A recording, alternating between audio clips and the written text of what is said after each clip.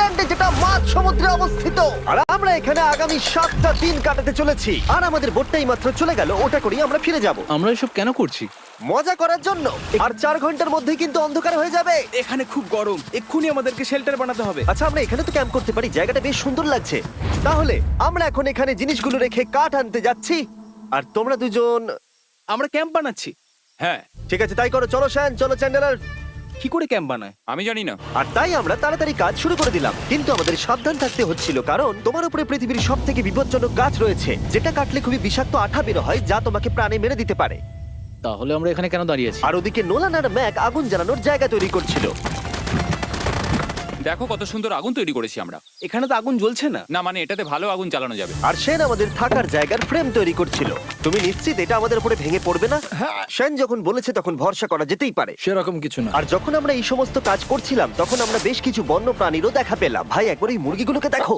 এই, ওখানেই তোমরা দাঁড়াও। কিন্তু কিছুক্ষণের মধ্যেই বুঝতে পারলাম কেন ওরা দৌড়ে পালিয়ে যাচ্ছিল। এই, তুমি এখানে কি করছো? আরে এটা কি? হ্যাঁ, ও এটা একটা ছুরি। তুমি কি এই মুরগিগুলোকে মারার প্ল্যান করছো? হ্যাঁ, আমার একটা মুরগি চাই। আমরা মুরগি মারতে পারি না। জিমি, এখানে আসার আগে তুমি ডিনারটা কি করেছিলে? বলবো না। প্রথম দিনের বাকিটা ক্যাম্প তৈরি করতে কেটে গেল, যেটা ছিল বেশ সহজ। এখন তোমাদেরকে ক্যাম্প দেখাবো। এখানে আগুন জ্বলবে আর এখানে খাবার তৈরি হবে। এদিকে এসো।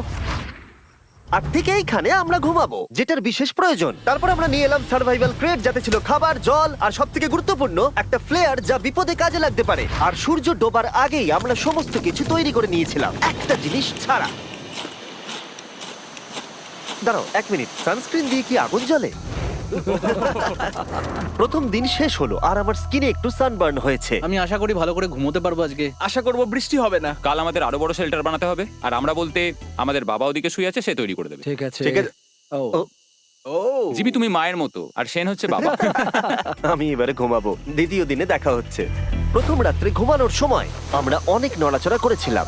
আমরা বলতে বোঝাতে চেয়েছি, মানে হলো আমি। তাই পরের দিন আমরা শেল্টারটাকে আরো ভালো করব বলে ঠিক করলাম। দ্বিতীয় দিনের কাজ খুবই সহজ। আমরা একটা বড় আর রেন প্রুফ শেল্টার তৈরি করব। আমাদের আরো কমফোর্টেবল সিট চাই, কারণ আমার পিছন ব্যথা হয়ে গেছে। আর একটা ভালো আগুন জ্বালানোর জায়গাও চাই। আমারও পিছন ব্যথা হয়ে গেছে। আমরা লম্বা শক্ত কাঠ খুঁজছিলাম, যেগুলো দিয়ে আমরা আমাদের শেল্টারটাকে ছাউনি দিতে পারবো, যাতে বৃষ্টির জল শেল্টারের ওপরে জমে না থেকে পিছন দিক দিয়ে বেরিয়ে যেতে পারে। আর যখন আমরা নতুন শেল্টারের জন্য জিনিস খুঁজতে ব্যস্ত ছিলাম, তখন ম্যাক আর নোলান আমাদের জন্য নতুন সিট খুঁজছিল। তুমি ওটা দেখতে পাচ্ছো? হ্যাঁ, ওই জিনিসটা কি? দেখে তো মনে হচ্ছে ওটাতে বসে বেশ আরাম হবে।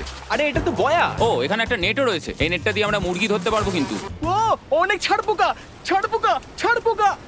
জিমি, আমরা সমুদ্রে একটা বয়া খুঁজে পেয়েছি। এটা কিন্তু বেশ নরম। তুমি কি এটা চুরি করেছো? না, ও কি এটা চুরি করেছে? এটা আমরা বিচ থেকে পেয়েছি। এটাকে চুরি বলে না? ও, এটা তো দারুণ। ঠিক আছে, এটা কাজে লাগবে। বাকি পুরো দিনটা আমি সেন আর চ্যান্ডেলার শেল্টার তৈরি করতে কাটিয়ে দিলাম। হ্যাঁ, ঠিক হচ্ছে, ঠিক হচ্ছে। এখানে এখনো রোদ আছে, কারণ সূর্য অনেকটাই নিচে, কিন্তু বেশিরভাগ সময়টাতেই এখানে ছায়া থাকবে। ওদিকে ম্যাক আর নোলান নারকল পাড়ছে। ঠিক আছে। একটু সাবধানে, এটা কিন্তু বড় ছুরি। নারকল। বাহ, দারুণ তো। এবং ওরা মুরগি ধরারও চেষ্টা করলো। আরে মুরগি, পালাও পালাও, ওর থেকে দূরে এটা পালিয়ে তুমি কি যাও। করলে? আমি ওদেরকে বাঁচিয়ে দিলাম। দ্বিতীয় দিন শেষ হতে চলেছে। তোমাদের কেমন লাগছে? আমি ক্লান্ত, কিন্তু আমি ঠিক আছি। নোলান? অসাধারণ। আমার মনে হয় সবাই একমত হবে, আমরা যা ভেবেছিলাম তার থেকে বেশি ভালো কাজ করছি। কিন্তু যেটা আমি একদমই ভাবিনি, রাত্রি বাড়ার সাথে সাথে পরিস্থিতি আরো খারাপ হয়ে যাবে। কিন্তু এখন তোমরা যদি ভাবো আমরা জলে কেন নেমেছি, তাহলে চ্যান্ডেলারকে দেখো। কারণ এভাবে স্নান করা ছাড়া আমাদের আর উপায় নেই। পানীয় জল রান্নার জন্য ব্যবহার করতে হবে, ডিহাইড্রেশনের হাত থেকে বাঁচবার জন্য নয়। তোমরা জানতে চাও আমি কি লক্ষ্য করেছি বয়েজ? কি লক্ষ্য করলে?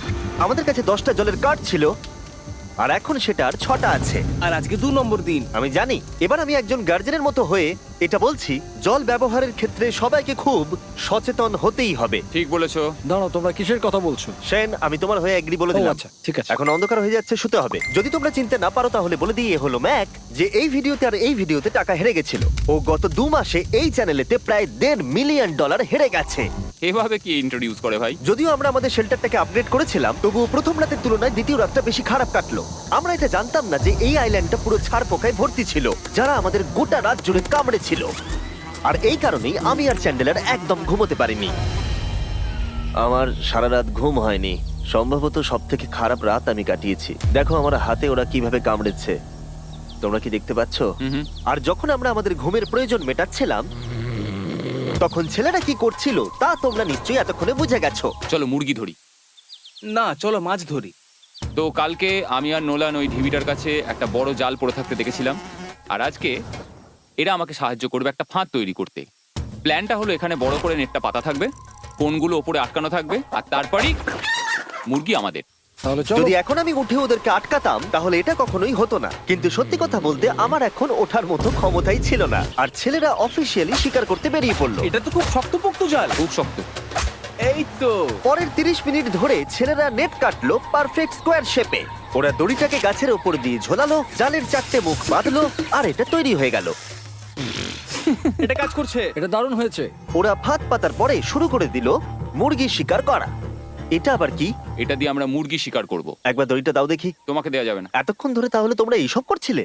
হ্যাঁ। আমার মনে হয়েছিল তোমরা কিছু ভালো কাজ করছো। সত্যি কথা বলতে আমার এটাকে প্রথমে মনে হয়েছিল পুরো সময় নষ্ট, কারণ পরের 3 ঘন্টা তারা শুধু অপেক্ষাই করে গেল আর অপেক্ষা করে গেল। কিন্তু কোনো কারণবশত ম্যাক হাল ছাড়তে একেবারেই রাজি ছিল না, এবং অবশেষে অনেক অপেক্ষা করার পরে